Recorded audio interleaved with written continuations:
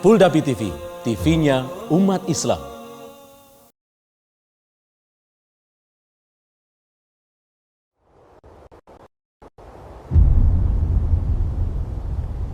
Klik tombol berikut untuk mendapatkan update ilmu yang insya Allah bermanfaat. Juga ditayangkan secara live melalui YouTube dan juga melalui Instagram. Jadi apabila ada jemaah yang tidak berkesempatan mengikuti secara keseluruhan pada hari ini, mengulangi di dalam YouTube ya. Mengenai infak kajian, ini rutinitas dari kajian ini, infak bisa ditransfer ke rekening Bank Syariah Mandiri atas nama Dr. Rina Fajarwati. Saya bacakan dengan nomor rekening 7139023484. Ini juga bisa dilihat di gambar-gambar yang ada. Ya. Apabila sudah mentransfer, dimohon untuk mengkonfirmasi ke Dr. Rina Fajarwati di nomor 0812 9856 818.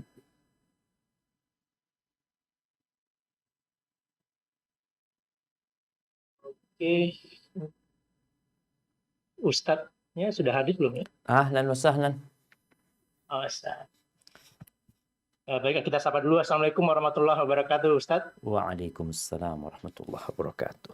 Kabar dok? Alhamdulillah. Baik. Masya Allah, Ustadz. Jago antum kayaknya tambah panjang ya. Barakallah. Karena nggak lebih dari 2 ruas jari ini. Nggak bertambah-tambah. Masya Allah, Allah ibarik fikum dok. Baiklah Ustadz.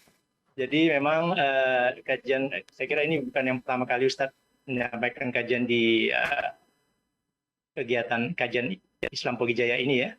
Jadi pada kesempatan kali ini kita mengharapkan pencerahan dari Ustadz terkait dengan tema kita saat ini adalah mengenai ujub dan mengenai dan terperdaya dengan amal solih. Ya.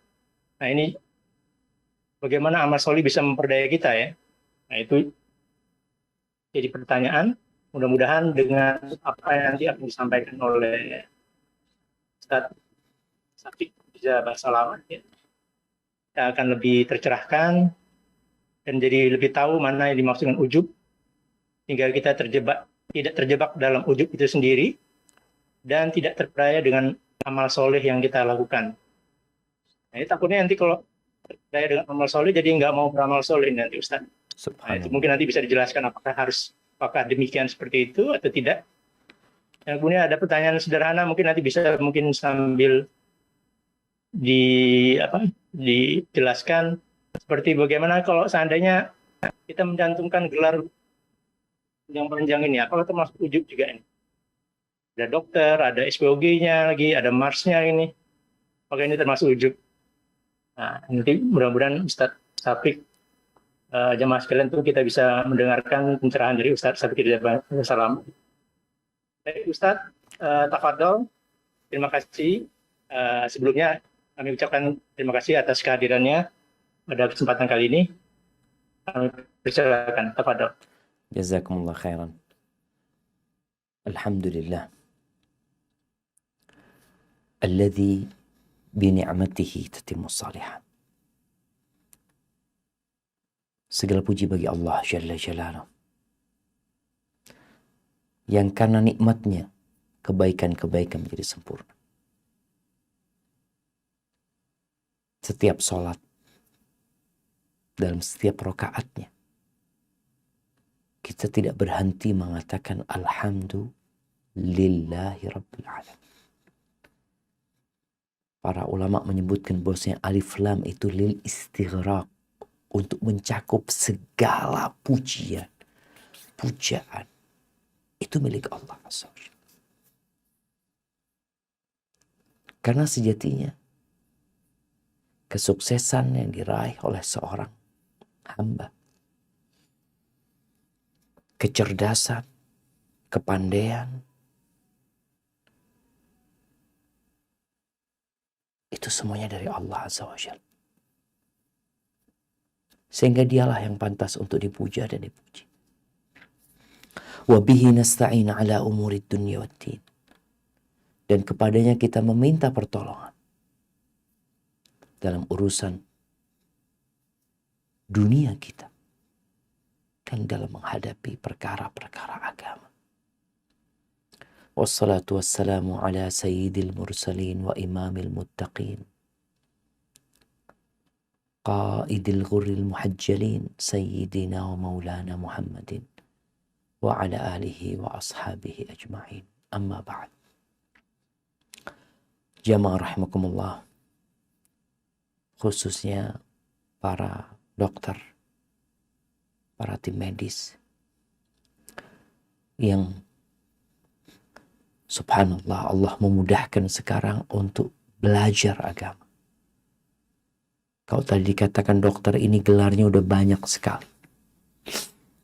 Sehingga di dunia pun kita melihat terangkat derajatnya. Ketahuilah bahwa kelak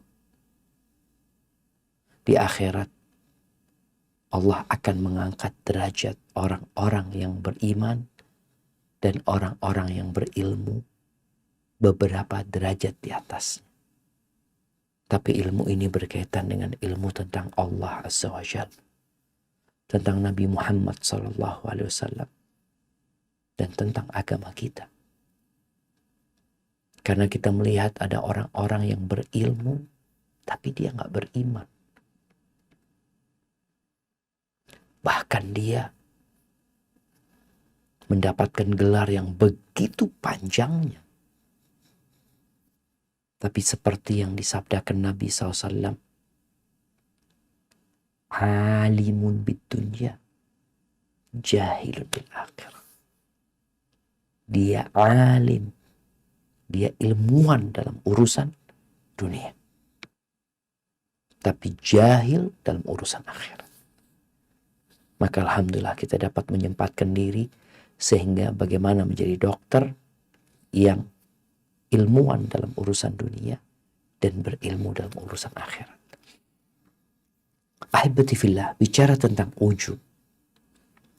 Rasulullah SAW pernah bersabda dalam hadis yang diriwayatkan Imam Bukhari dan Muslim. Bainama rajulun yatabakhtar yamshi fi burdayh qad a'jabathu nafsuh fakhasafallahu bihi al-ard wa huwa yatajaljalu fiha ila yaumil qiyamah. Nabi mengatakan ketika ada seorang yang dia angkuh, yang dia berjalan dengan pakaian satu setel, yang dia sudah ujub dengan dirinya, kagum dengan dirinya sendiri. Kemudian Allah benamkan dia di dalam bumi ini, sehingga dia meronta-ronta di dalam bumi ini sampai. Ini kata Nabi SAW. Dan juga di dalam hadis yang diriwayatkan Imam Tabrani, Rasulullah SAW mengatakan thalathun muhlikat.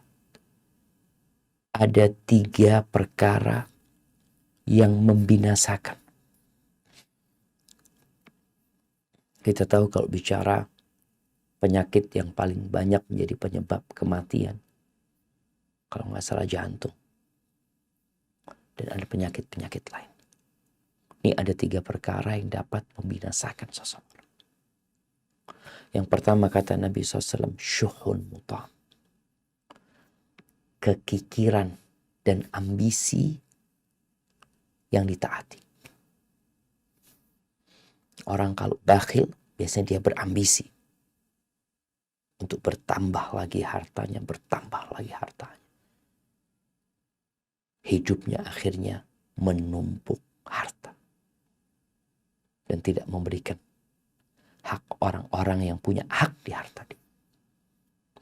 Yang kedua, wahawan muttaba, hawa nafsu yang dituruti. Nafsunya kepingin ini dia ikutin, kepingin ini dia ikutin.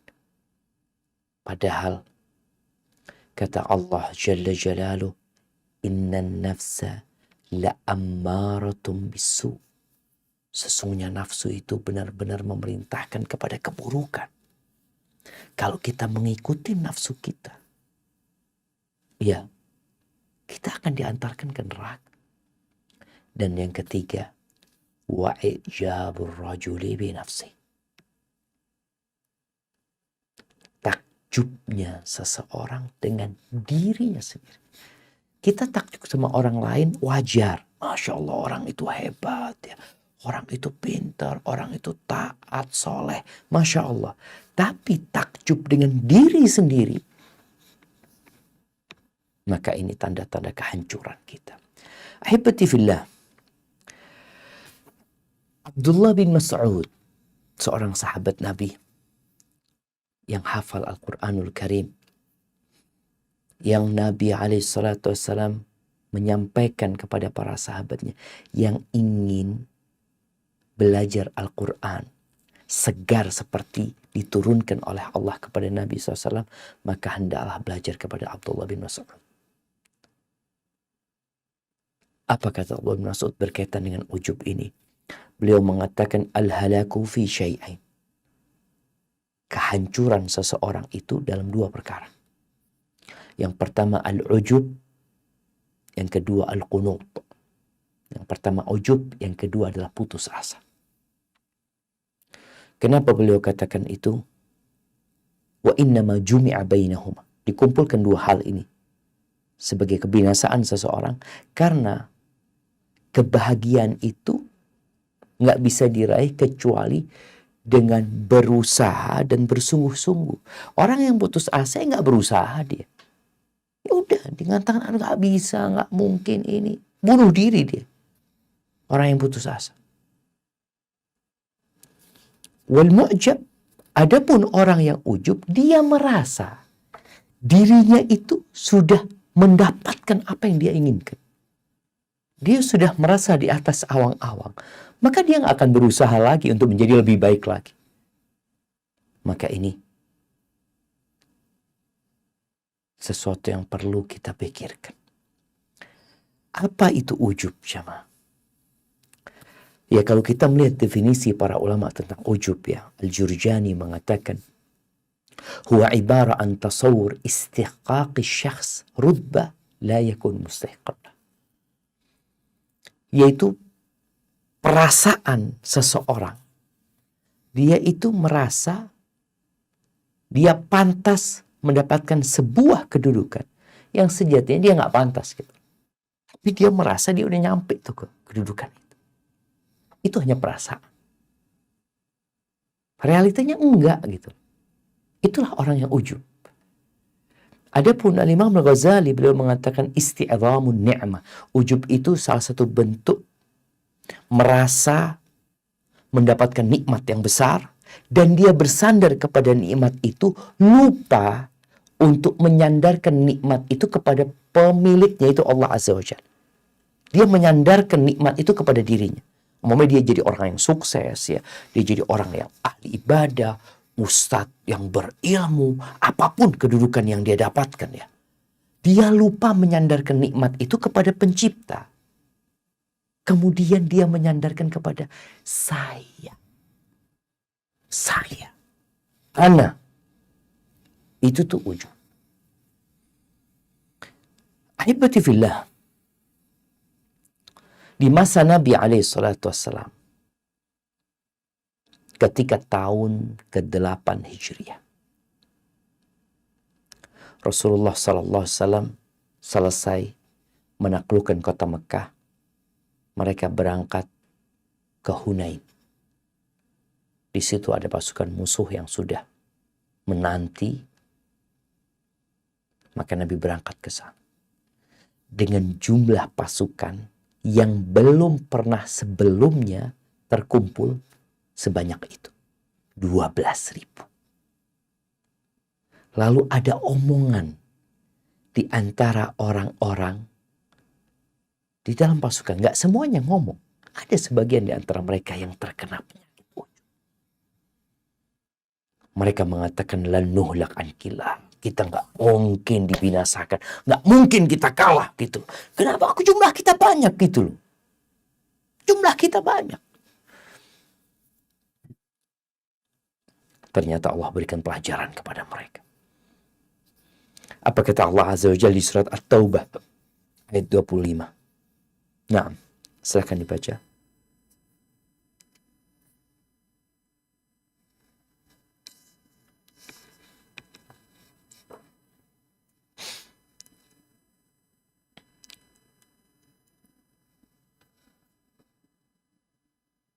نعم تفضل.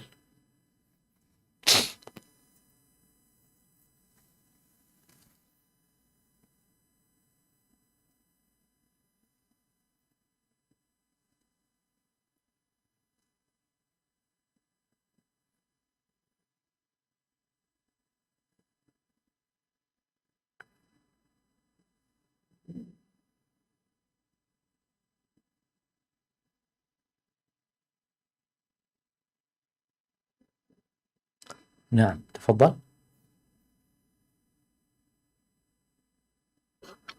Karena baca Ustaz.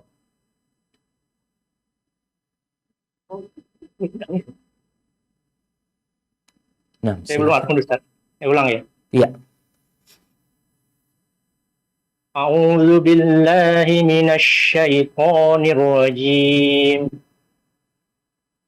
لقد نصركم الله في مواطن كثيرة ويوم هنين إذ أعجبتكم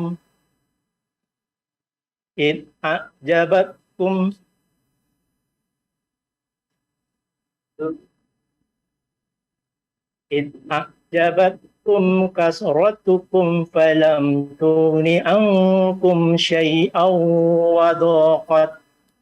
وضاقت عليكم الأرض بما رحبت ثم وليتم مدبرين. Sesungguhnya Allah telah menolong kamu, hai para mukminin, di medan peperangan yang banyak. Dan ingatlah peperangan Hunain, yaitu di waktu kamu menjadi congkak karena banyaknya jumlahmu. Maka jumlah yang banyak itu tidak memberi manfaat padamu sedikit pun. Dan bumi yang luas itu telah terasa sempit olehmu. Kemudian kamu lari ke belakang dengan bercerai-berai.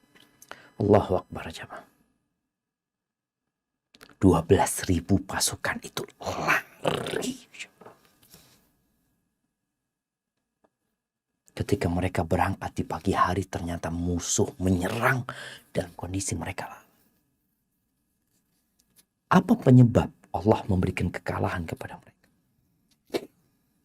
Allah sebutkan di awal, Allah yang menolong kalian.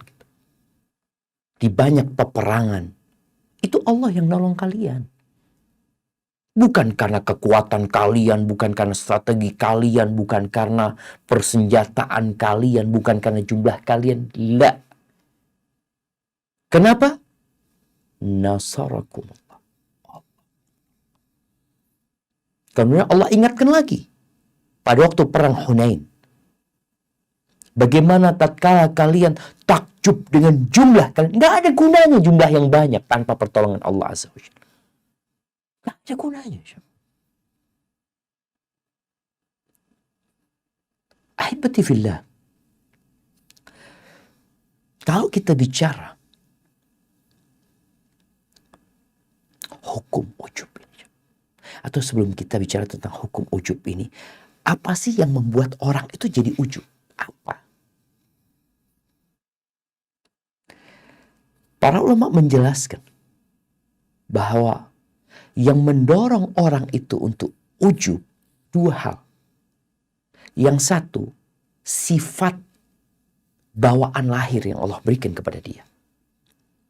Atau sifat yang dia usahakan dengan perjuangan dan pengorbanan dia.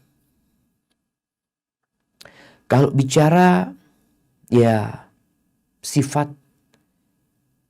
yang bawaan lahir dia, yang tanpa dia punya usaha sebenarnya, adalah ketampanan diri dia, kecantikannya. Ini menjadi materi yang membuat orang ujub. hidungnya yang mancung, tubuhnya yang tinggi, kulitnya yang putih, yang laki-laki mungkin gagah. Siapa yang ngasih itu? Rambutnya. Ada orang ujub dengan rambutnya, ujub dengan bulu matanya, ujub dengan bibirnya, dengan dagunya, dengan jari-jarinya yang indah. Itu siapa yang kasih? Allah Azza wa Jalla. Terus ada yang karena sifat yang dia usahakan. Ya, contohnya banyaknya ilmu dia, hafalan Quran dia, ketaatan dia, dia jaga sholat malamnya, dia jaga puasa sunnahnya. Orang alim, ini dia usahakan. Gelar-gelar yang dia dapatkan karena perjuangan dia. Kalau tadi disebutkan seorang dokter, dari dokter umum jadi ini, jadi itu. Bahkan menjadi dokter yang rujukan semua dokter. Gurunya dokter-dokter. Ini materi yang membuat orang bisa ujub gitu. Karena Allah berikan hal itu. Dan ujub ini perkara yang sangat tercela dan buruk, jemaah. Kita udah baca hadis-hadis tadi. 2 hadis pertama yang kita baca tentang bagaimana ujub ini menyebabkan murka Allah dan Allah membinasakan orang tersebut. Syekhul Islam Ibn Taimiyah rahimahullahu ta'ala, beliau menjelaskan bahwasanya ujub itu termasuk menyekutukan dengan diri sendiri. Artinya kita tuh takjub sama diri kita. Engkau itu siapa gitu. Beliau menjelaskan banyak kali Allah Azza wa Jalla itu menggabungkan antara riya dengan ujub ya.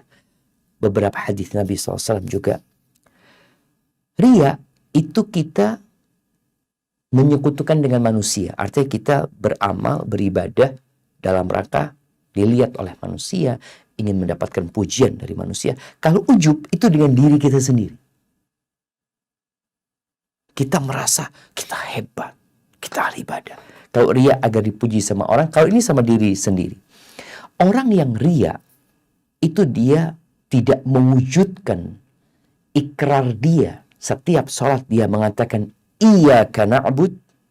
Gara-gara dia riya, ternyata dia beribadah berharap pujian manusia. Mana katamu kepada Allah aja engkau beribadah, hanya untuk Allah saja engkau mengabdi, tapi ternyata engkau berharap pujian dari manusia.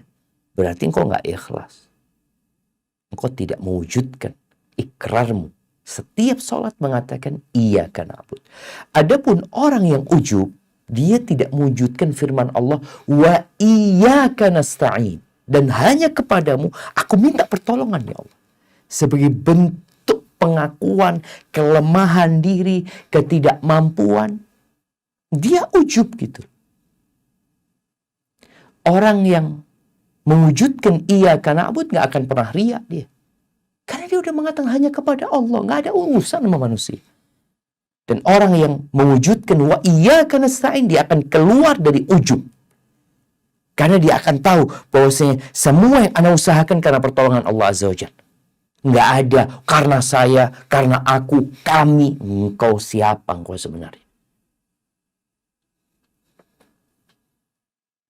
Kita ini makhluk yang lemah, jemaah. Apa yang menyebabkan orang jadi ujub?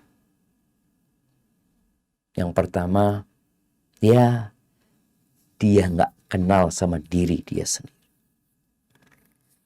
Allah Azza wa Jalla mengatakan wa khuliqal insanu dha'ifa. Manusia itu diciptakan lemah, lalai dengan kekurangan yang ada pada dirinya, sehingga dia merasa besar padahal dia itu kecil. Kalau bicara dia bisa taat sama Allah. Allah loh yang membuat engkau jadi taat. Allah yang memberikan hidayah. Allah yang menggerakkan hatimu.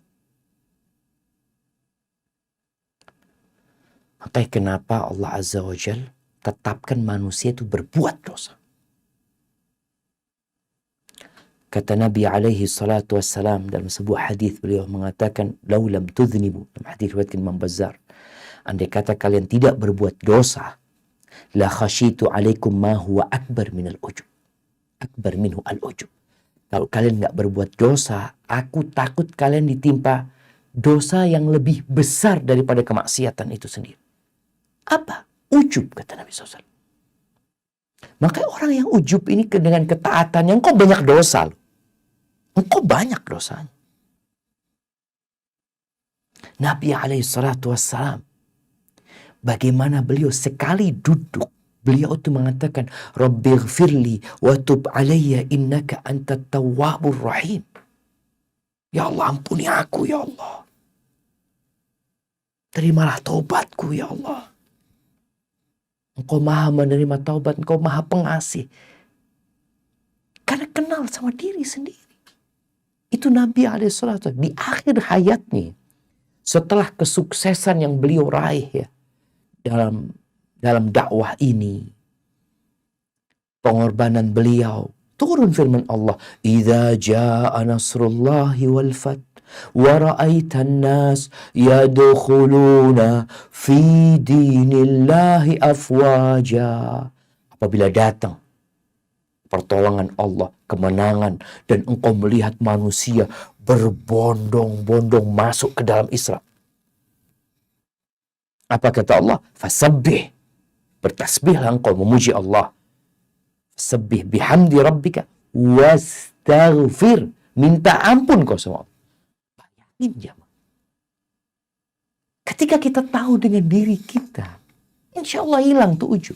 Tapi banyak orang lupa, yang menyebabkan ujub lupa engkau. Tidak mengenal siapa diri. Ini Nabi SAW suruh istighfar sama Allah. Innahu kana tawwab. Kita banyak dosa, syama. Kemudian yang kedua yang menjadi penyebab ujub itu pujian, sanjungan dari orang-orang di depan kita. Ini menjadi sebab yang kuat, jemaah. Kata Imam Al-Mawardi, beliau menyebutkan min aqwa asbabi, di antara sebab atau faktor yang paling kuat yang mengantarkan kepada ujub, kathratu madihil mutaqarribin. Banyaknya sanjungan dari orang-orang yang dekat. Fansnya banyak. Sanjungan-sanjungan diberikan kepada dia. Yang orang-orang itu menyanjung, kadangkala memuji karena ada maunya. Dan orang ini akhirnya tadi merasa besar dengan pujian-pujian yang diberikan oleh orang. Maka hati-hati. Kenapa Nabi SAW melarang kita memuji saudara kita di depannya? Kesian dia. Orang baik akhirnya jadi ujub itu loh. Maka kalau memuji orang, kata Nabi SAW, itu yang aku tahu, tapi Allah yang lebih tahu sama dia. Allah yang akan menghisap dia gitu. Kita harus memuji orang. Karena kita tahu orang itu baik di sepanjang yang kita pandang. Ketika dia sendirian, ketika dia berada di rumahnya, siapa yang tahu? Allah yang tahu sama dia. Tapi gara-gara pujian orang, kadang-kala kita jadi besar ya. Kadang-kala ketika sebuah acara disebutkan, fulan, fulan, fulan, seorang yang telah berjuang, seorang yang seperti ini, seperti itu. Dia memiliki kontribusi yang besar, membangun rumah sakit ini, itu. Kadang-kala jadi lebih besar dia. Bukan sombong. Bukan sombong. Dia merasa besar di dirinya sendiri. Ini jawab. Maka hati-hati. Dan kalau dibully sama orang, nih orang biasanya, dunia jadi sempit buat dia. Apa sih? Apa dampak dari bulian orang itu apa sebenarnya buat engkau?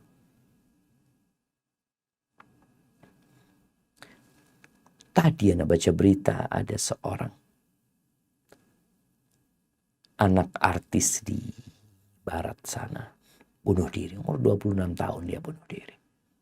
Dan dia menyebutkan tentang bagaimana ternyata Instagram itu adalah penyakit, kata dia, ini dan itu. Ya, kadang-kala kita sibuk menunggu pujian sanjungan orang. Kita buat konten, kita bikin tulisan, kita bikin apa. Kita nanti itu pujian dan sanjungan dari orang. Kalau ternyata yang ada adalah yang membuat engkau melambung tinggi, sampai dikatakan naik daun. Daun itu lemah, ya, nggak bisa dinaikin. Dipotong jatuh. Subhanallah. Kemudian yang ketiga adalah kesukaan dia membandingkan dengan yang di bawah dia. Orang ini, kalau dia di kantor, di tempat kerja, atau dimanapun dia berada, dia suka membandingkan dengan yang di bawah dia. Baik dalam urusan pekerjaan, urusan kesuksesan, kedudukan, atau dalam hal-hal orang yang berbuat dosa. Dia melihat fulan itu banyak maksiatnya. Kalau aku dibandingkan sama fulan, ya nggak sebanding ya. Ini berbahaya jemaah. Kita tuh disuruh Nabi SAW melihat ke bawah dalam urusan apa? Dalam urusan dunia ini, supaya kita bersyukur atas nikmat yang Allah berikan kepada kita. Tapi dalam urusan ketaatan, ya, kebaikan, lihat kepada yang di atas supaya kita semangat, termotivasi untuk jadi lebih baik lagi. Tapi kalau engkau melihat kepada yang di bawahmu dalam urusan kebaikan, engkau akan merasa lebih baik dari dia. Bahkan akan mengatakan, aduh fulan ini kayaknya masuk neraka sudah. Shh, hati-hati dengan omongan.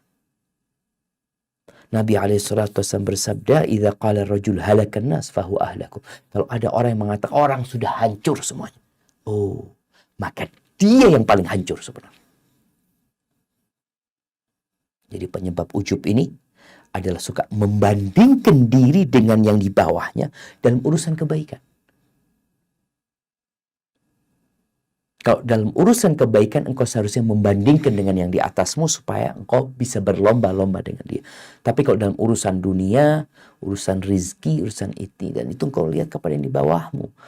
Sehingga engkau melihat, ya Allah, alhamdulillah, ana masih dikasih sama Allah. Memang ketika, ya mungkin fisikmu tidak sempurna, engkau lihatlah kepada orang yang mungkin dia buta, yang mungkin dia cacat. Engkau melihat, ya Allah, akan bersyukur kepada Allah, nggak jadi ujub, enggak. Karena dalam urusan dunia yang seperti ini. Kemudian yang keempat, yang menjadi penyebab ujub itu adalah lingkungan tempat dia hidup. Dia dilahirkan dari keluarga yang ada tuh ujub di dalam keluarga tersebut. Bagaimana ayah, bundanya. Kalau lingkungan seperti itu, akhirnya anak ini lama-kelamaan, ya jadi ujub gitu loh. Orang tuh mengatakan engkau itu adalah anak bangsawan, engkau itu adalah anak ini, engkau adalah seperti ini, engkau adalah anak yang cerdas, yang ini, itu macam-macam. Sehingga dia jadi ujub sama dirinya. Jadi pendidikan keluarga itu berpengaruh kepada kejiwaan anak. Maka tadi, anak itu merasa besar. Kalau orang tua mendidik anaknya, enggak nak, engkau Masya Allah, Allah berikan kepadamu ini, Allah berikan kepadamu ini. Kau harus bersyukur kepada Allah. Jadi Allah, bukan engkau. Kamu ini seperti ini, kamu bukan. Allah berikan kepadamu, nak, alhamdulillah engkau lahir dari keluarga yang Allah berikan rizki. Jadi kita senantiasa mengingatkan dia bahwa segala kebaikan yang ada pada dirinya itu adalah pemberian Allah.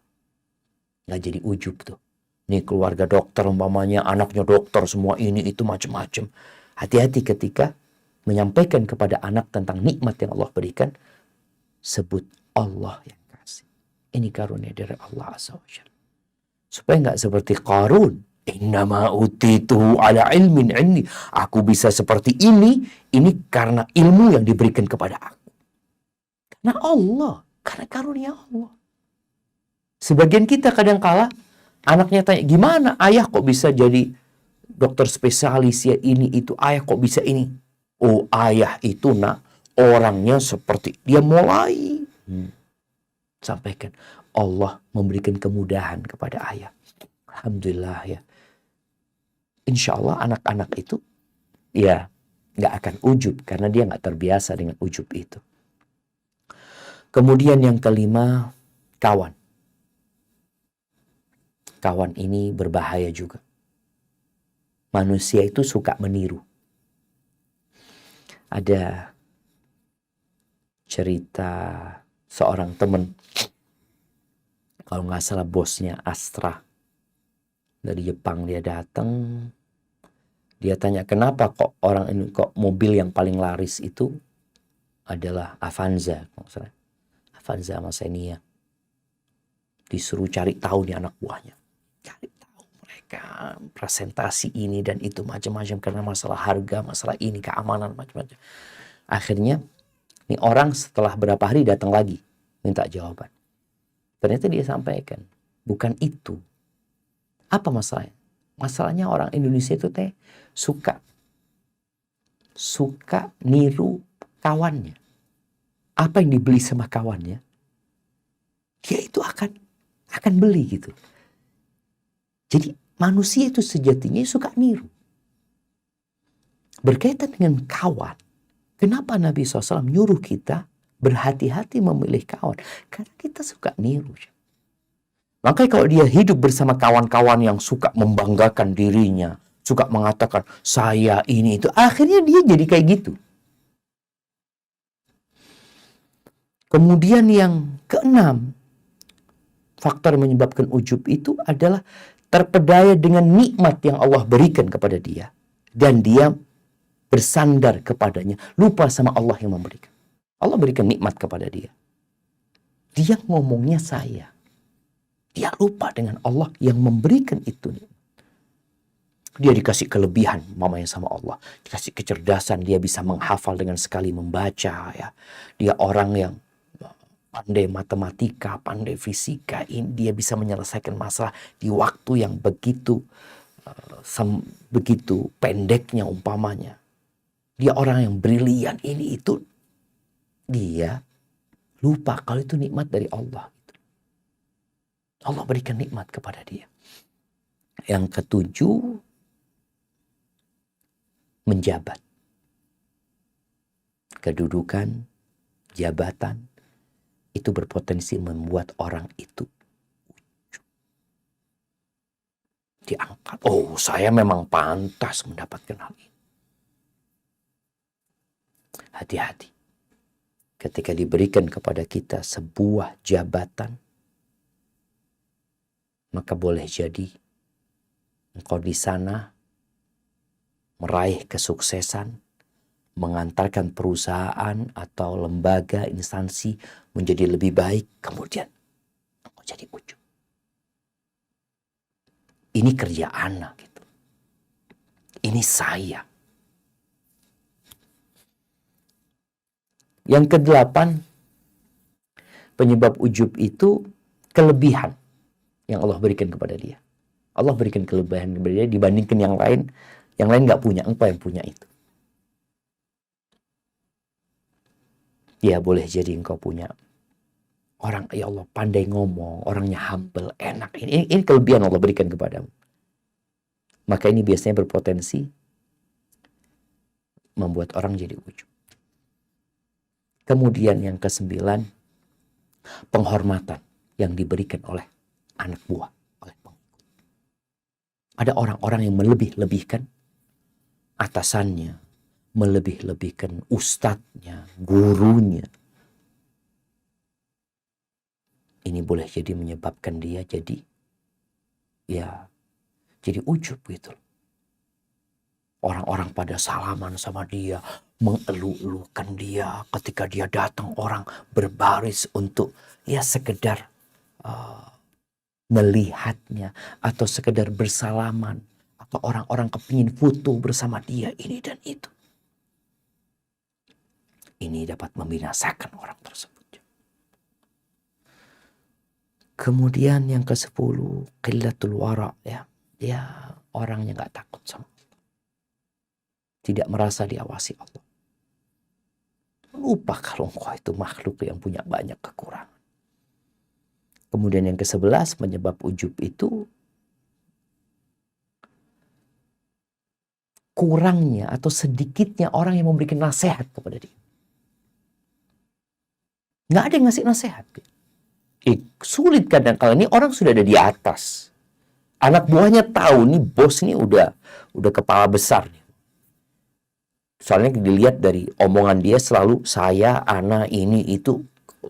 Nggak ada yang ngasih nasihat. Ini juga menjadi peluang dia untuk ujub ya.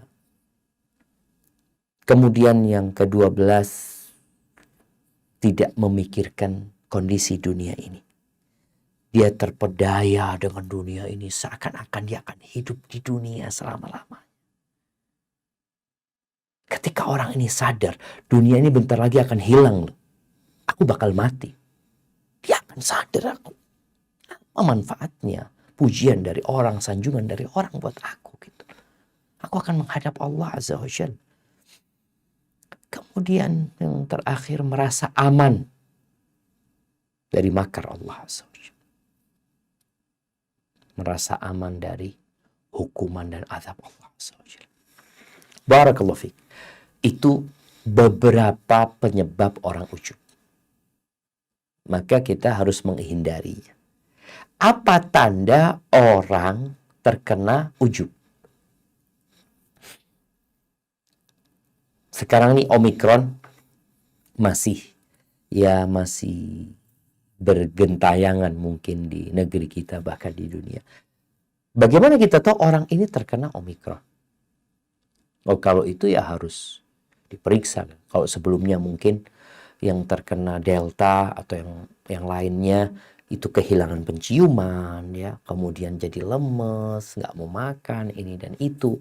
Ada tanda-tandanya sehingga orang itu bisa tahu, oh aku kayaknya lagi kena nih. Apa sekarang tanda-tanda orang terkena ujub? Kita, ya, dengan kita mengetahui ini, kita bisa memperbaiki diri kita dan kita bisa menasihatin saudara kita. Karena tadi udah disebutkan salah satu penyebab orang terkena ujub itu nggak ada yang ngasih tahu gitu, nggak ada yang ngasih nasihat. Nah, dengan kita tahu tanda-tandanya, paling tidak sebagai seorang muslim, ya kita berusaha watawasau bil haq, ya untuk saling memberikan nasihat. Kalau bicara tanda-tanda ujub, yang pertama dia suka menyanjung dirinya. Itu tadi Anda sebutkan, saya, ini, itu, dia suka menyanjung diri. Yang kedua, orang yang terkena ujub ini biasanya nggak mau dengerin nasihat. Dikasih arahan, dikasih pencerahan, aduh sulit banget. Sudah. Karena dia merasa baik. Ini ujub. Yang ketiga, seneng banget kalau dengar kekurangan orang lain. Khususnya yang selevel sama dia nih. Seneng banget dia. Oh iya memang fulan kayak gini, fulan kayak gini. Yang keempat, dia menolak kebenaran. Nggak merespon orang yang menyampaikan kebenaran. Dia nggak mau. Tadi dia nggak mau dengerin nasihat sebenarnya. Walaupun kebenaran disampaikan kepada dia nggak mau. Yang selanjutnya dia akan meremehkan orang lain. Jadi ujub ini akan mengantarkan kepada sombong nanti. Ujub ini. Setelah dia merasa, ujub itu sebenarnya kan di dirinya. Setelah dia merasa dirinya besar, maka dia akan melihat orang lain di bawah dia. Biasanya dia akan meremehkan orang lain. Ya. Orang ini nggak mau musyawarah. Ini tanda-tanda ujub ya. Ketika bermusyawarah rapat, kemudian di situ ada pendapat-pendapat yang sebenarnya pendapat itu tepat dan bagus, tapi karena dia sebagai atasan yang nggak bisa, pendapat ini yang harus jalanin. Ya, jalannya akan berbeda orang ini. Jadi orang kalau ujub tuh jalannya lain gitu loh. Karena dia merasa di atas awan, tadi di atas daun mungkin dia merasa. Kemudian dia merasa sudah banyak ketaatan. Saya ini alhamdulillah sudah haji berapa kali, saya umroh berapa kali, saya bangun masjid berapa kali ini, dan berapa banyak masjid yang saya bangun. Hati-hati. Karena sejatinya kita itu diuji bukan untuk banyak-banyakan amal, tapi baik-baikan amal. Kemudian biasanya berbangga dengan ilmunya, menjadikannya sebagai sarana untuk debat. Atau dia berbangga dengan nasabnya, dengan etnisnya. Atau dia membanggakan, ngomongnya nih, membanggakan penampilannya, tubuhnya. Dan suka meremehkan orang-orang baik sebenarnya. Orang-orang yang baik, orang-orang yang soleh. Dia meremehkan mereka dan biasanya ada usaha untuk menyelisihin orang lain. Dia nggak kepingin sama orang lain. Ini biasanya orang ujub. Dan dia ingin selalu berada di depan. Ingin selalu tampil. Karena dia berpikir, aku yang pantas gitu. Aku yang seharusnya di sana gitu. Ini orang yang ujub. Subhanallah. Terus, apa obatnya Ustaz? Setelah kita tahu bahwasanya ternyata ujub ini penyakit yang mematikan, yang terkadang orang terkena penyakit ini namun nggak berasa. Tapi insya Allah dengan kita mengetahui gejala-gejalanya, tanda-tandanya, insya Allah kita udah tahu kita nih sedang terpapar ujub atau enggak. Obatnya, Ibnu Hazm rahimahullahu ta'ala, beliau memberikan sebuah obat atau pengobatan umum sebelum beliau detailkan. Jadi kadangkala kita kalau ke dokter ya, dokter tuh punya pengobatan yang sebenarnya bisa dipakai untuk semua penyakit. Contohnya jaga makan ya. Jaga makan, olahraga yang cukup ya. Kemudian hindari makanan-makanan yang mungkin bisa kolesterol apa ini dan itu. Jadi ada pengobatan yang umum. Apapun penyakitnya, ya dokter akan memberikan arahan umpamanya ya jaga makan. Karena sejatinya Rasulullah SAW mengatakan ma mala adamiyun wi'an syarran min batan. Nggak ada wadah yang lebih buruk untuk dipenuhin daripada perutnya manusia ini. Kemudian jangan stres, semuanya seperti itu. Tapi kalau pengobatan ujub yang umum, yang semuanya insya Allah bisa berobat dengan cara ini, maka kata beliau adalah memikirkan, bertafakur, memikirkan aib-aib kita, kekurangan-kekurangan kita, kelemahan-kelemahan kita. Karena ujub ini disebabkan kita melihat kepada kelebihan kita. Orang lain, kita diperintahkan melihat kepada kelebihan, bukan melihat kepada kekurangan. Suami sama istri kayak gitu, istri sama suami kayak gitu. Lihat kepada kelebihan. Tapi kalau kita melihat kepada kelebihan diri kita, kita jadi ujub.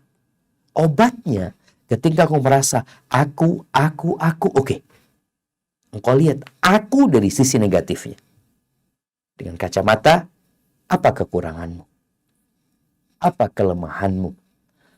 Apa aib-aibmu? Apa hal-hal negatif yang ada di dirimu? Karena insya Allah dia akan jadi sadar gitu. Oh ternyata aku ini banyak kekurangan.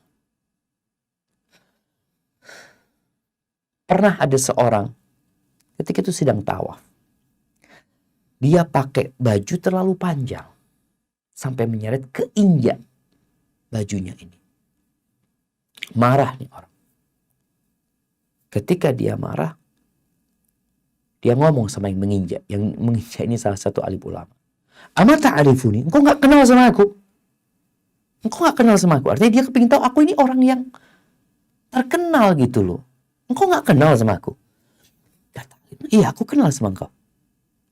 Nah, engkau adalah manusia yang tercipta dari air mani, yang kemudian engkau akan kembali menjadi tanah, dan dalam masa hidupmu itu, engkau membawa kotoran di perut. Itu engkau. Kata orang, iya, engkau kenal sama aku. Makasih. Dia tinggal. Betul. Kita ini punya kekurangan. Bayangin ya, orang yang tampan umpamanya, yang gagah, engkau lihat perutmu isinya kotoran. Kalau engkau mengeluarkan angin, orang tuh jadi gak suka. Makanya orang kenapa kalau mengeluarkan angin, dia malu, dia cari tempat ini.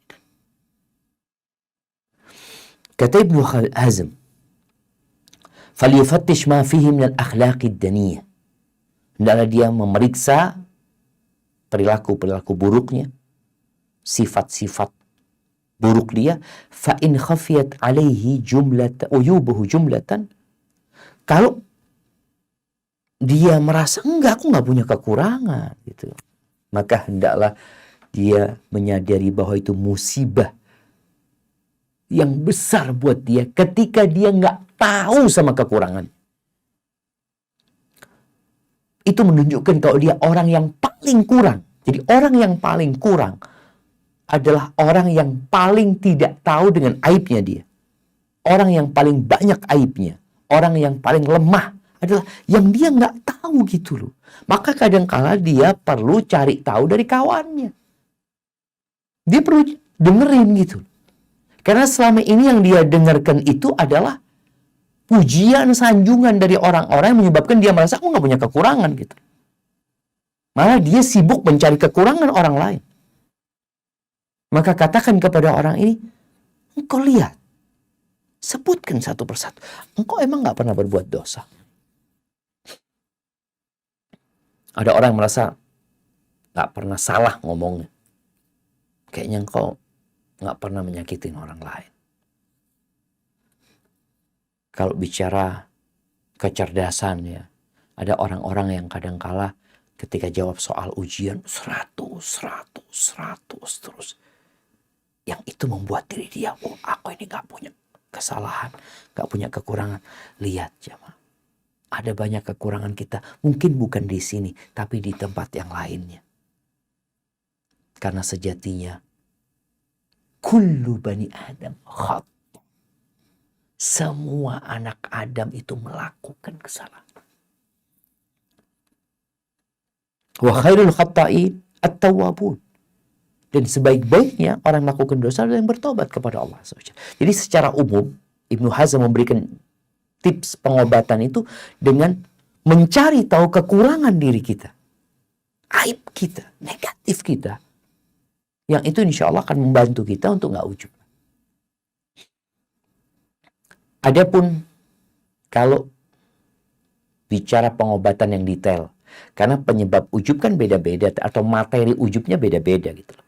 Beliau menyebutkan umpamanya yang ujub dengan akalnya, maka hendaklah dia memikirkan apa nggak pernah terlintas di dirimu pemikiran-pemikiran buruk. Nggak pernah. Pernah. Ketika itu engkau akan tahu dengan kekurangan kamu. Yang takjub dengan pendapat-pendapatnya, ide-idenya. Kadang-kala kan ketika rapat dia seakan-akan selalu idenya yang paling bagus ini itu. Coba lihat. Nggak semua idemu benar.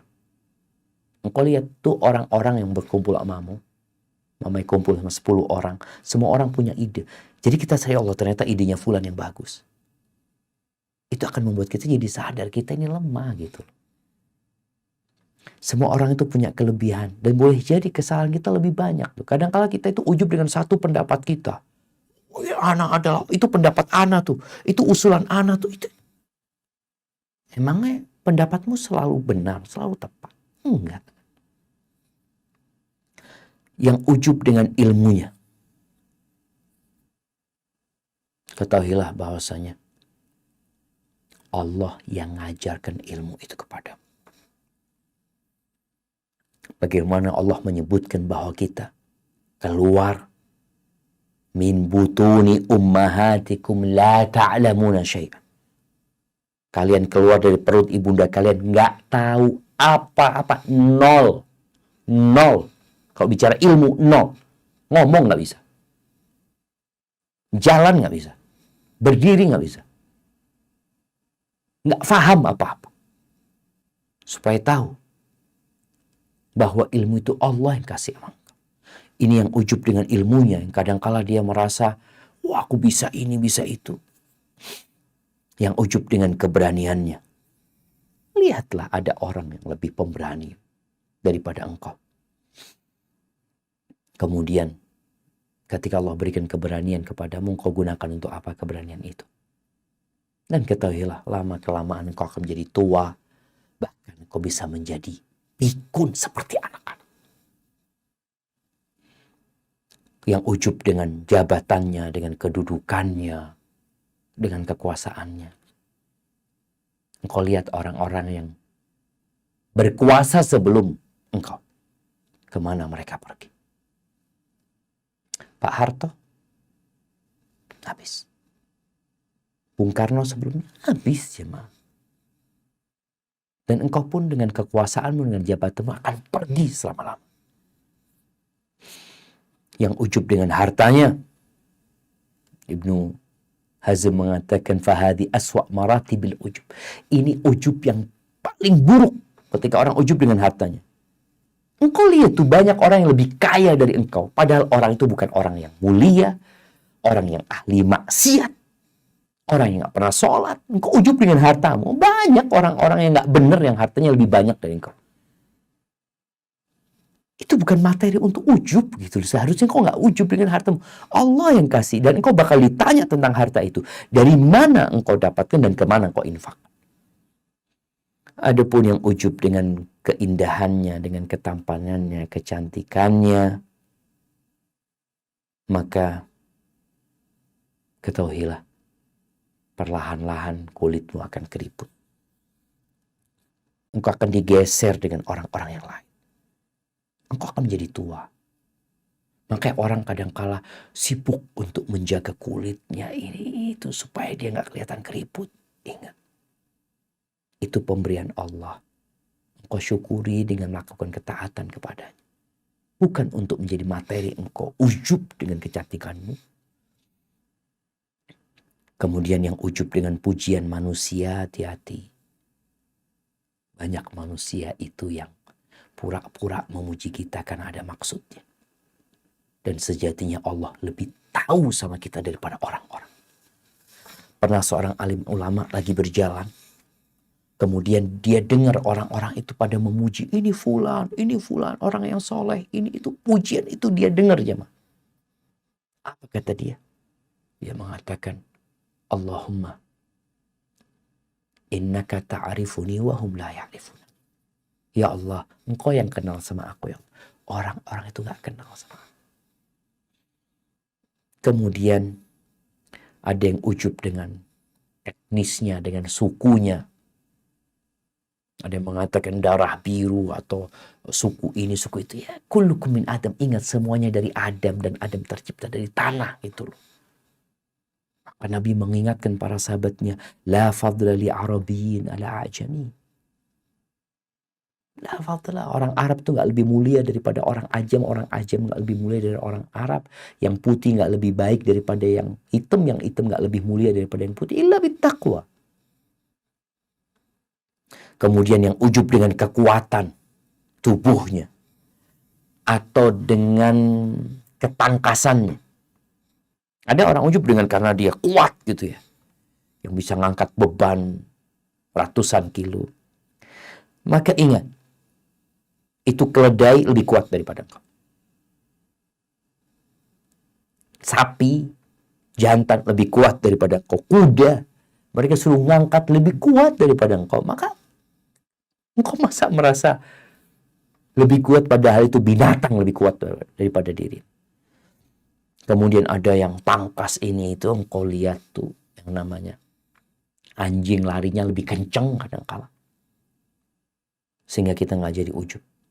Dan ahibati fillah, sebagai penutup, kita perlu menghindari hal-hal yang membuat kita ujub. Aisyah radhiyallahu taala anha, dia pernah pakai baju baru. Kemudian Aisyah ini ngelihat kepada bajunya, dia kagum dengan bajunya ini. Kagum banget. Lalu Abu Bakar mengatakan kepada Aisyah, "Ama alimti anna al-'abda idza dakhalahu al-'ujub bi zinati dunya maqatahu rabbuh." Aisyah, engkau tahu enggak? Orang itu kalau ujub masuk ke dalam dirinya, ujub tadi dengan perhiasan dunia. Ini ujubnya karena perhiasan dunia yang dia miliki. Allah benci sama dia sampai dia berpisah dengan perhiasan dunia itu. Kata Aisyah, dia buka itu baju barunya, dia bungkus, dia sedekahkan. Kata Abu Bakar, asa dzalika ayyukaffir. Semoga itu menghapuskan dosamu tadi. Dengan perasaan ujub tadi. Ini disebut oleh Abu Nuaim. Jadi ahibati fillah, ada hal-hal dan urusan dunia ini menyebabkan kita ujub, ya kita perlu berusaha untuk menghindarinya. Karena sejatinya Allahu Akbar, Allah yang maha besar, Allah yang maha baik. Segala yang kita dapatkan itu pemberian Allah Azza wa Jal. Sehingga kita harus selalu ingat dengan kebaikan Allah dan selalu melihat kepada kekurangan diri kita dengan harapan Allah mengampuni dosa-dosa kita. Barakallahu fiik, itu mungkin yang dapat Anda sampaikan.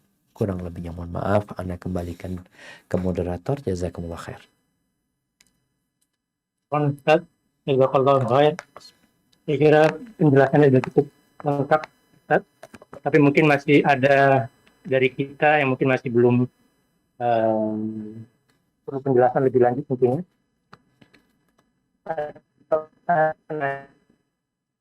Silakan mungkin pada yang pertama mungkin dari Akhwat dulu ya, Ibu Umat Atia ya. Kami persilakan untuk menghidupkan audionya.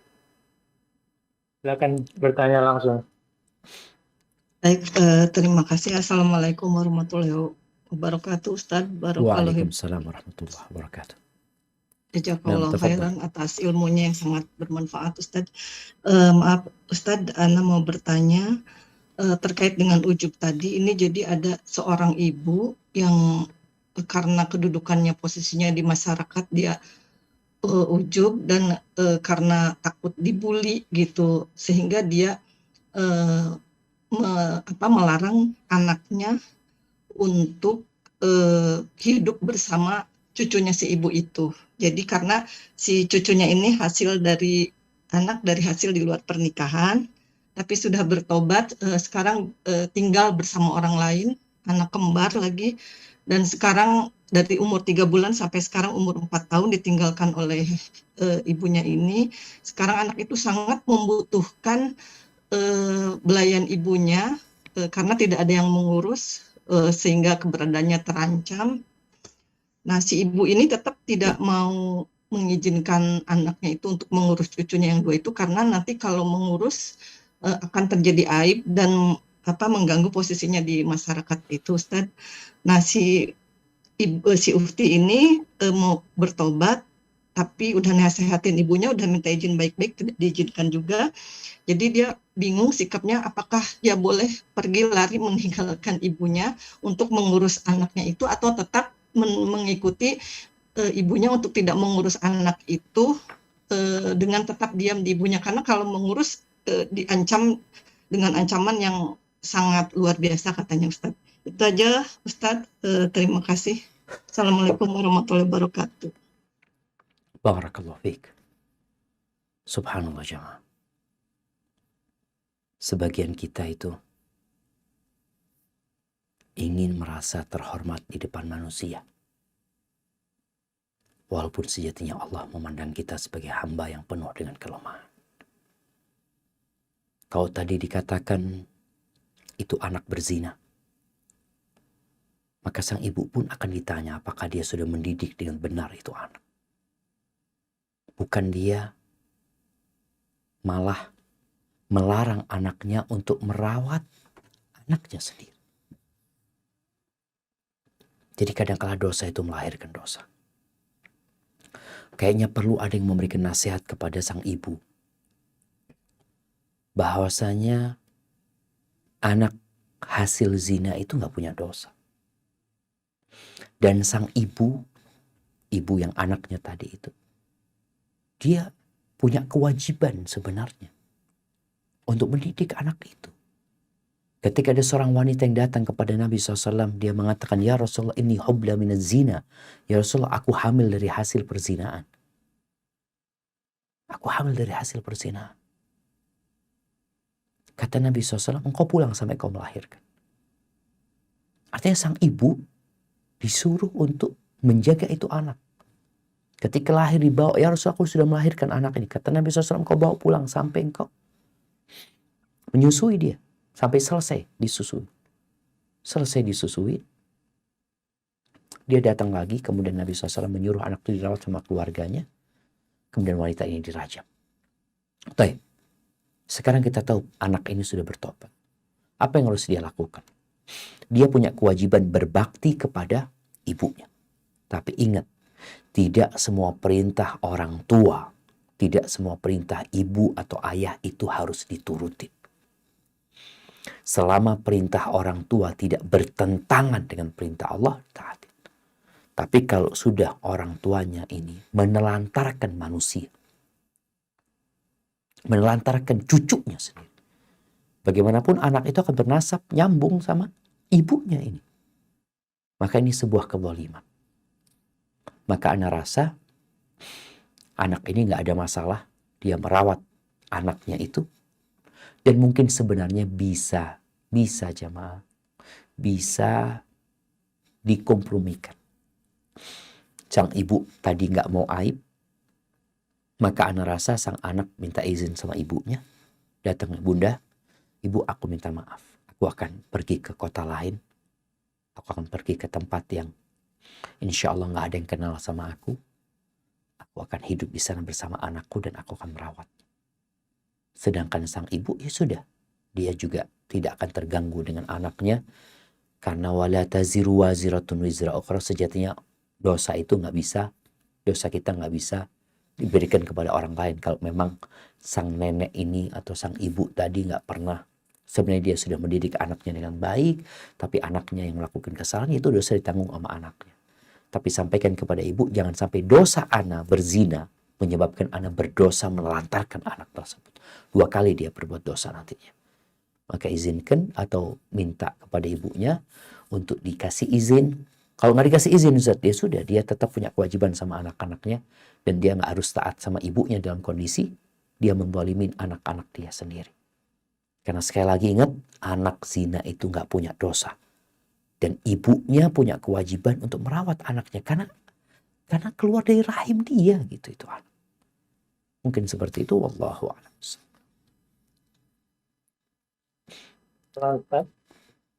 Ini ada beberapa pertanyaan dari kolom chat, Ustaz. Mungkin para jamaah udah menunggu jawabannya.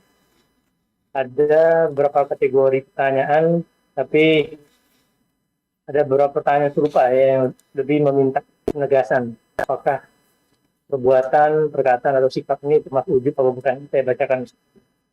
Jadi, jika kita bersedekah, lalu dalam hati mengucapkan, Alhamdulillah hari ini sudah infak, apakah ini termasuk ujub atau bukan? Kemudian, berbicara kurang baik kepada orang lain, baik dari nada, baik dari sikap, apakah ini termasuk ujub atau bukan? Kemudian, ini juga afirmasi positif pada anak, seperti kamu ini pintar, kamu ini cerdas, bagaimana yang Ustaz bilang tadi. Gimana yang ketiga, Dok? Yang ini, Dok, tadi kan Ustaz bilang afirmasi positif seperti pada anak misalkan, kamu ini anak yang cerdas, kamu ini anak yang pintar. Apakah ini sebenarnya termasuk ujub atau menjadi pintu terhadap ujub apa bukan? Nah, Lalu ada apa lagi? Jelas tadi. Lalu apakah ingin terlihat buruk, tidak ingin terlihat buruk di depan orang lain atau sahabat, apakah termasuk ujub atau bukan? Kemudian suami yang merendahkan istri dan anak-anaknya dengan perkataan merendahkan, itu termasuk ujub atau bukan? Ya. Kemudian lagi mungkin orang yang mendapat rezeki, kemudian dia berkata bahwa rezekinya dia dapat dari usaha kerja kerasnya. Ini apakah termasuk ujub atau bukan? Itu saja Ustaz, Masya mungkin Allah. bisa Nah. jelaskan. Terima kasih. Barakallahu fiik. Iya jemaah. Tadi udah disebutkan tentang definisi ujub. Ujub itu menganggap ada nikmat besar yang ada pada dirinya. Kemudian dia menyandarkan hal itu kepada dirinya. Lupa dengan yang memberikan nikmat itu. Itu ujub. Kalau bicara tadi, ketika orang alhamdulillah bisa bersedekah, dia memuji Allah. Dia mengatakan alhamdulillah. Maka dia nggak ujub karena dia bisa ini karena Allah Azza wa Jalla. Perbedaan antara Nabi Sulaiman dan Qarun. Qarun mengatakan ini karena hasil usahaku, hasil kerja kerasku ya.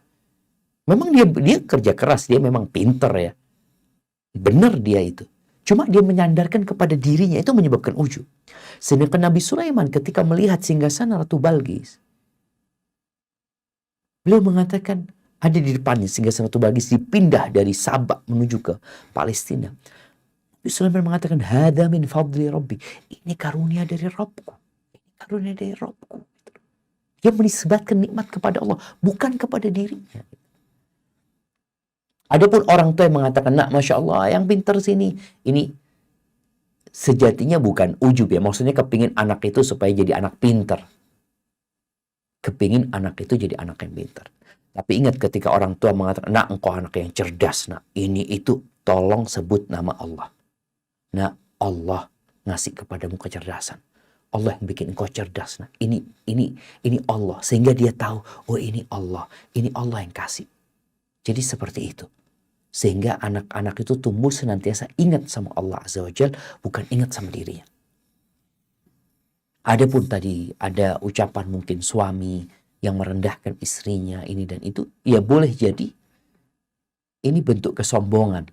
Jadi salah satu penyebab sombong itu ujub. Karena dia meremehkan orang lain, merendahkan orang lain. Jadi seperti itu. Tapi intinya ujub itu adalah dia merasa ada, menganggap sebuah nikmat yang besar yang dia dapatkan, tapi dia menyandarkan kepada dirinya. Dia lupa kalau itu dari Allah Azza wa Jalla. Disinilah orang ketika ujub dengan ketampanannya. Kita bicarakan tadi materi ujub dua. Ada dari yang bawaan lahir yang sudah Allah berikan kepada dia. Ada yang dari usaha dia. Yang dua-duanya adalah nikmat dari Allah Azza wa Jalla yang seharusnya kita menyandarkannya kepada Allah Jalla Jalaluh dan bukan menyandarkan kepada diri kita. Bukan aku. Kalau tadi dikatakan ini rezeki ini aku dapat ya karena kerja kerasku. Enggak. Engkau lihat ada orang yang kerja keras sama dengan dirimu. Tapi dia gak sukses. Kenapa? Karena memang rezeki itu ada yang membagi. Kita hanya berusaha. Maka ketika seorang bangun dari tidurnya, dia bisa bangun, alhamdulillah. Selesai makan, alhamdulillah. Selalu dia memuji Allah Azza wa Jalla. Mungkin seperti itu, wallahu a'lam bishawab. Saya kira jawabannya bisa menjawab pertanyaan tadi. Ini kita kembali kepada pertanyaan langsung, mungkin bisa disampaikan oleh Ibu atau Bapak Firly. Kami persilakan untuk menghidupkan audionya. Ya, alhamdulillah. Bismillahirrahmanirrahim.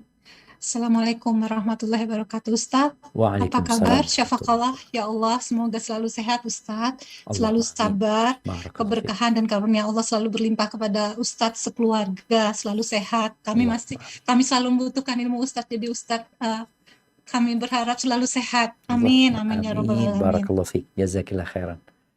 Masya Allah, sedih soalnya lihat Ustadz sakit. Kemarin matanya sudah demikian merah, batuk terus, ya Allah. Semoga sehat selalu Ustadz. Allahumma amin. Jazakillah khairan. Amin ya Rabbal Alamin. Barakallahu fiik.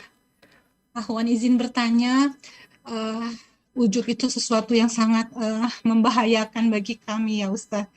Namun salah satu yang harus kami hindari itu adalah menunjukkan sesuatu kebaikan pada diri kami supaya tidak menjadi riya, supaya tidak menjadi penyakit ain.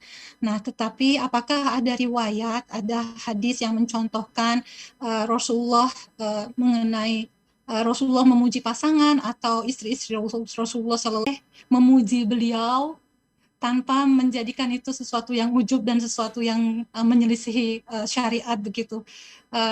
Alhamdulillah mungkin di antara kami tentu kami harus bersyukur dengan pasangan-pasangan kami yang sangat soleh, yang sangat baik. Kami ingin mewujudkan rasa syukur kami dengan memuji beliau misalnya, tetapi bagaimana caranya supaya itu menjadi baik? Jazakallah khairan kasiran Ustaz. Assalamualaikum. Masya Allah. Barakallahu fiik. Naam. Ahibati fillah. Bicara pujian. Rasulullah SAW pernah ditanya tentang seorang yang beramal lillahi ta'ala. Kemudian ada yang memujinya. Bagaimana hal ini? Beliau mengatakan, tilka ajilu busyral mu'min. Pujian itu ternyata bisa menjadi kabar gembira buat orang beriman yang disegerakan. Ini tentunya orang ini beramal lillahi ta'ala. Cuma kan kita perlu menghindari memuji di wajahnya, di depan dia. Baik, bagi seorang istri yang ingin memuji suaminya, maka jangan di depan suami. Puji suamimu di depan kawan-kawanmu.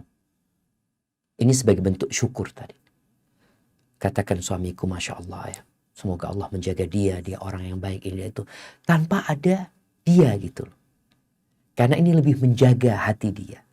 Kalau di depan suami, berterima kasih. Jadi nggak perlu memuji, tapi perlu berterima kasih. Walaupun sebenarnya pujian itu Nabi SAW pernah memuji Aisyah dengan memanggilnya ya muwaffaqah, wahai yang mendapatkan petunjuk ya. Oke, wahai yang mendapatkan bimbingan dari Allah Azza wa Jal. Nabi memuji umpamanya kecantikan Aisyah dengan memanggilnya ya Humaira, wahai yang pipinya kemerah-merahan, karena itu akan membuat dia gembira. Jadi kita perlu tahu orang yang kita hadapi. Kalau pujian kita, ini para ulama menjelaskan tentang bagaimana kita memuji. Kalau pujian kita terhadap orang itu membahayakan dia, maka kita jangan puji dia. Tapi kalau pujian kita menambah semangat dia, maka nggak masalah. Contohnya Nabi SAW ketika menyebutkan ni'mar rajulu Abdullah. Ini pujian buat Abdullah bin Umar bin Khattab. Abdullah bin Umar bin Khattab itu orang yang baik ya. Idza qamal lail, kalau dia sholat malam. Akhirnya ucapan ini memotivasi dia untuk sholat malam. Jadi pujian itu boleh diberikan asalkan yang pertama kita tahu nggak membahayakan dia. Bahkan akan memotivasi dia. Tapi kalau pujian kita membahayakan dia, akan menyebabkan dia ujub, bahkan dia jadi malas ibadah umpamanya, jangan dipuji. Ini beberapa arahan dari hadis-hadis Nabi SAW tentang memuji saudara kita, tahu dari memuji pasangannya. Kalau tahu suami anda dipuji, alhamdulillah, insya Allah dia nggak ujub, tapi dia semakin semangat umpamanya. Nggak ada masalah. Tapi kalau engkau takut, lebih baik engkau ya memuji dia, mengingat kebaikan dia di depan kawan-kawanmu, tidak di hadapan dia. Hadza wallahu a'lam bissawab.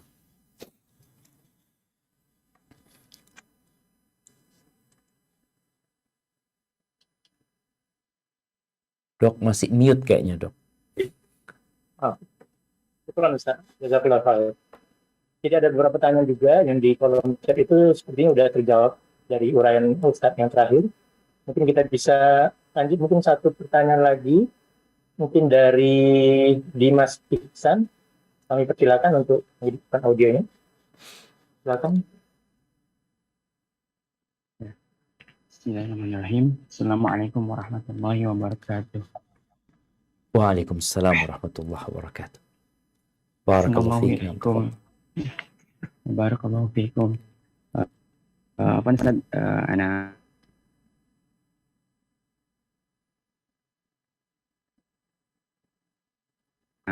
kan tadi Ustaz menyinggung bahwa ketika kita dilebihkan atau diberikan nikmat oleh Allah, kemudian kita mengucapkan alhamdulillah, itu tidak dikatakan ujub ya. Nah, akan tapi misalkan ketika kita beribadah, melihat orang lain itu ibadahnya tidak sesuai dengan contoh dari Rasulullah SAW, misalkan alhamdulillah saya beribadah sesuai dengan contoh dari Rasulullah SAW, akan tapi di dalam hati itu kita dia mah masih belum sesuai dengan sesuai dengan Sunnah. contoh dari Rasulullah SAW. Nah, kita mah udah gitu.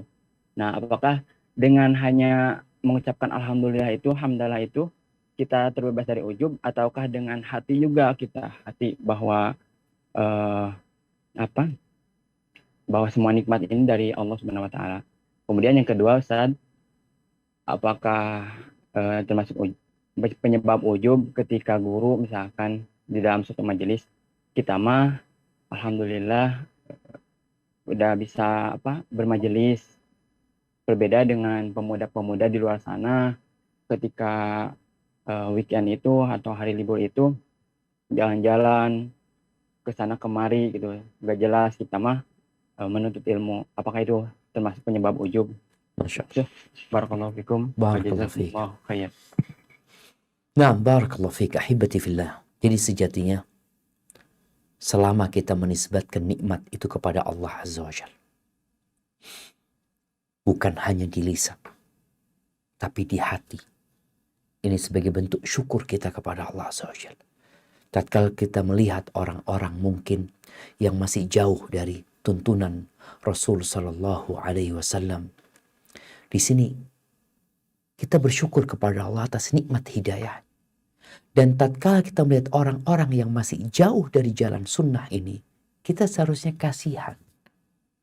Jadi bukan membuat kita bangga, tapi kita kasihan. Kita bersyukur atas nikmat hidayah, kita kasihan dengan orang-orang yang masih belum benar. Tapi kita jangan sampai sombong, meremehkan orang lain. Boleh jadi orang-orang yang mungkin kawan kita yang belum ibadahnya mungkin nggak setekun kita, nggak sebenar kita, boleh jadi dia punya amalan lain yang diterima sama Allah Azza wa Jalla. Disinilah kita berbaik sangka sama orang. Karena ada orang yang mungkin kita lihat ya dia ibadahnya biasa-biasa aja, anak-anak lebih benar gitu Ustaz dari dia. Ini dapat mengantarkan kepada ujub. Tapi ketika dia mengatakan alhamdulillah, makasih Allah aku dapat hidayah. Ya Allah fulan kasihan ya Allah. Lalu engkau mengatakan ya Allah berikan hidayah kepada fulan ya Allah. Berikan petunjuk kepada dia ya. Kita tahu dia salah. Kita tahu dia masih jauh dari jalan sunnah. Yang harus kita lakukan adalah tadi kita berterima kasih kepada Allah atas nikmat hidayah. Yang kedua, bagaimana kita, rasa kasihan kita sama orang-orang itu membuat kita mendakwai mereka atau kita mendoakan mereka agar Allah memberikan hidayah. Seorang guru ketika mengatakan alhamdulillah kita bisa hadir di majelis ini. Di saat banyak pemuda-pemuda yang mereka entah kemana gak jelas hidupnya. Ini tatkala tujuannya mengingatkan orang-orang yang hadir agar bersyukur atas nikmat hidayah. Itu nggak ada masalah. Karena sebagian orang merasa hadir di majelis ilmu itu beban gitu. Aduh, ngapain ini itu. Kadang-kala ada kawan yang diajak untuk hadir di majelis ilmu. Artinya dia nggak mau tapi diajak sama kawannya. Ucapan ustadz di awal majelis itu kadangkala demi untuk mengingatkan mereka, kita nih dikasih nikmat sama Allah. Tatkala kita merasa alhamdulillah kita jadi orang Islam, ketika banyak orang-orang yang kafir, kita melihat di dunia ini jumlah penduduknya 8 miliar, hanya 1,8, 1,7, 1,8 yang muslim. Kita jadi bersyukur, ya Allah, alhamdulillah ya Allah. Jadi kita memuji Allah atas nikmatnya, insya Allah itu tidak termasuk ujub. Karena dia sekali lagi menisbatkan nikmat itu kepada Allah Azza wa Jalla, bukan kepada dirinya. Ketika dia menisbatkan kepada dirinya, kami, aku, lupa sama yang memberikan nikmat, baru masuk ke dalam ujub. Ada wallahu a'lam bissawab. Ustaz, jawabannya. Waktu sudah menunjukkan pukul 5:25. Mungkin kalau ada macam closing statement mungkin Ustaz, Siap. mungkin terkait bagaimana mungkin agar kita bisa istiqomah agar jadi ujub. Itu mungkin bisa disampaikan Ustaz. Masya Allah, barakallahu fiik. Nah, ahibati fillah. Tadi kita mendengarkan penjelasan Ibnu Hazm rahimahullahu ta'ala bahwa untuk mengobati ujub ini adalah dengan memeriksa kekurangan kita. Cuma yang jadi masalah kan ada orang yang kadang-kala nggak tahu kalau dia kurang. Ada 4 langkah yang disebut oleh Ibnu Qudamah rahimahullahu ta'ala untuk mengecek, untuk mengetahui kekurangan diri kita, yang dengan itu insya Allah kita terhindar dari ujub. Yang pertama, kita perlu duduk, datang ke seorang guru, ke seorang ustadz ya, untuk mendengarkan nasihat dari mereka. Sehingga kita jadi tahu siapa diri kita. Khusus orang-orang atau ustadz-ustadz yang ngerti dengan penyakit-penyakit jiwa manusia. Karena kadang-kala sebagian orang nih datang ke ustadz itu, datang ke kiai, umpamanya ke guru, itu karena ada perlunya. Ketika dia sedang mencalonkan diri mungkin untuk menjadi seorang pejabat publik ini itu, pada banyak tuh yang datang ke ustadz-ustadz. Maka tolong datang ke ustadz dengan tujuan memperbaiki diri. Minta dikasih tahu kekurangan-kekurangan dia sehingga dia dapat memperbaiki. Yang kedua, engkau perlu cari kawan. Kawan yang setia. Kawan yang tulus mencintaimu karena Allah. Yang dia dapat memberitahumu tentang kekurangan-kekurangan diri. Soalnya kalau enggak, tadi kita sebutkan di antara penyebab ujub ini, enggak ada yang ngasih nasihat gitu. Kau punya kawan juga enggak benar. Cari kawan yang dapat memberikan nasihat. Yang ketiga, manfaatkan kritikan dari orang-orang yang tidak suka sama kau. Karena biasanya orang kalau sudah cinta, melihat semuanya indah. Tapi kalau benci, yang indah jadi buruk. Maka engkau dengarkan kritikan-kritikan dari orang-orang yang tidak menyukaimu, agar engkau bisa lebih baik gitu. Engkau jadi nggak ujub, engkau tahu, oh ternyata aku seperti ini, seperti ini. Yang keempat, engkau perlu bergaul dengan manusia. Sehingga engkau akan tahu apa yang tidak disukai oleh mereka, dan apa yang disukai sama mereka. Dan yang terakhir, kita perlu berdoa. Minta sama Allah Azza wa Jalla agar kita diselamatkan dari keburukan jiwa kita. Rasulullah SAW berdoa, Allahumma ati nafsi taqwaha wa zakkiha anta khairu man zakkaha. Ya Allah, berikan ketakwaan kepada jiwaku. Bersihkan jiwaku ini. Engkau sebaik-baiknya yang membersihkan jiwa itu, ya Allah. Anta khairu man zakkaha, anta waliyuha wa maulaha. Engkau yang memilikinya, ya Allah. Engkau pelindungnya, ya Allah. Allahumma inni a'udzubika min ilmin la yanfa. Ya Allah, aku berlindung kepadamu dari ilmu yang tidak bermanfaat. Wa min qalbin la yakhsha. Dari hati yang tidak khusyuk, tidak tunduk.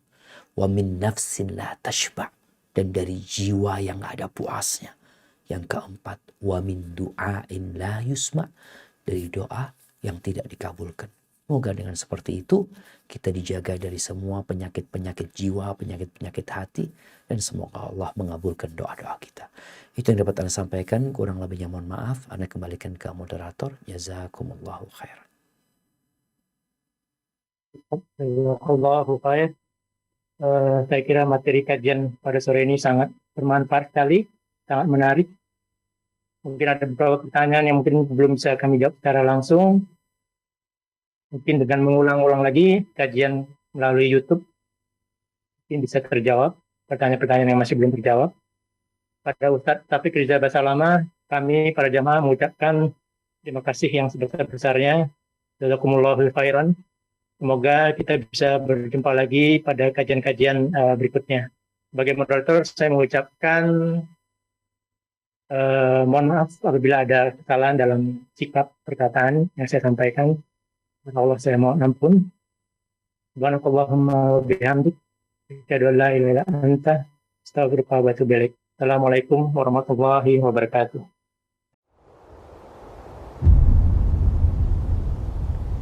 Klik tombol berikut untuk mendapatkan update ilmu yang insya Allah bermanfaat.